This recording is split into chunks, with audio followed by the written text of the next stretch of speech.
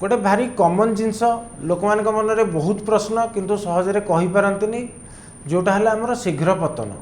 शीघ्र पतन पर बहुत जन व्यस्त होती, बहुत एंजाइटी क्रिएट करे, फैमिली डिस्टर्बेंसेस भी कहार कहार हुए, कहार कहार शीघ्र पतन न थी से भावती शीघ्र पतन अच्छी। फिर आज आम ये भिडियोटे विशद भाव जानवे शीघ्र पतन क्या कहती।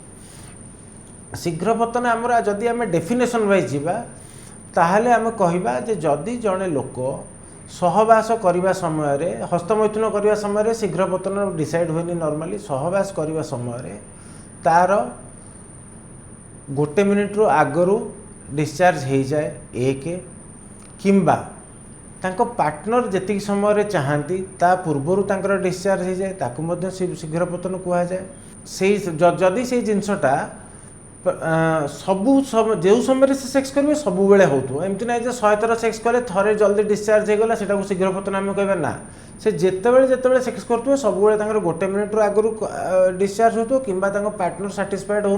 पूर्वर डिस्चार्ज हो आम शीघ्र पतन कहवा। ता छड़ा जदि से जिनसा जदि 6 मास रु वर्ष रु अधिका हो सपोज जड़े सेक्स स्टार्ट कला